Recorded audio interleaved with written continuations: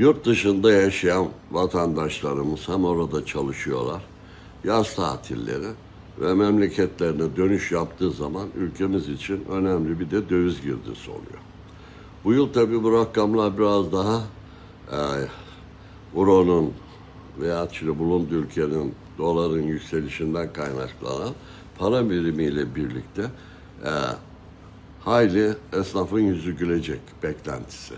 Tabi bunlar memleketlerine, anne baba ziyaretine geldiği zaman A'dan Z'ye bütün meslek dallarında onların ihtiyaçlarını karşılayıp hatta giderken birçok ürünü beraberinde götürmek suretiyle ekonomiye can suyu oluyor. Bu can suyu da esnaf için mevsimsel olarak her yıl tekrarlanıyor. Bu gelen euro miktarı da biliyorsunuz ortalama 15 bin euro civarında. Bu gelen orada çalışan vatandaşlarımız harcama yapıyor. Çocuklarına giysi alıyor.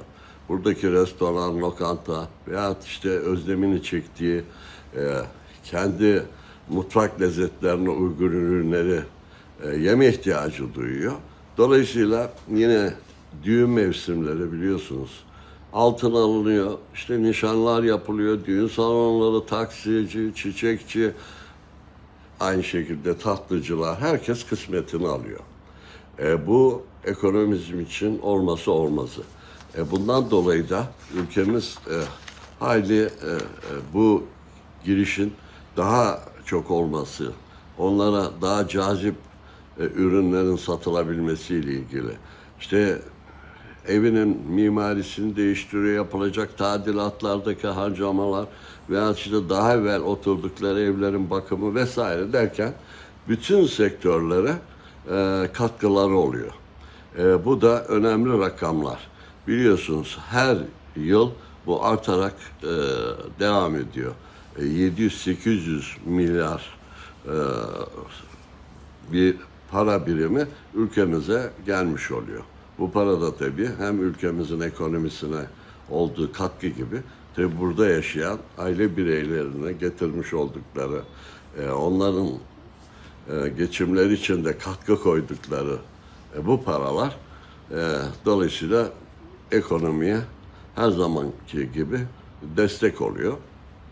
Bu yıl biraz daha fazla bekliyoruz.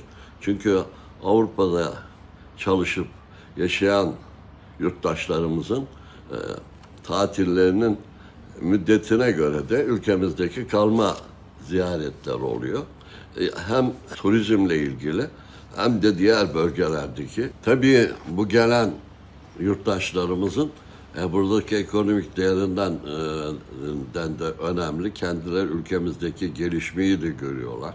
Dolayısıyla oradaki ülkemize gelecek misafirleri de davet etmek suretiyle bir turizmde de canlılık yaratıyorlar.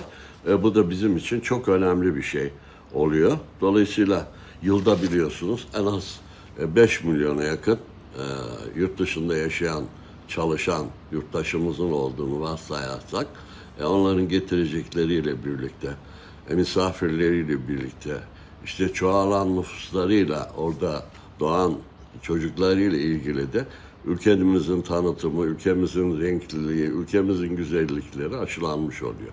Hem tarihi kültürel zenginlik hem yaşadığı o coğrafyanın güzelliklerini ona da gösterme imkanı oluyor. Hele düşünün Anadolu'yu, Doğu Anadolu'yu insanlar gelir gelmez kendi memleketlerindeki bu havayı teneffüs etmeleri de insanları hem rahatlatıyor hem de ülkemize bırakmış oldukları dövizle birlikte de buradaki esnafın, sanatkarın, ülke ekonomisinin önemli katkısı oluyor.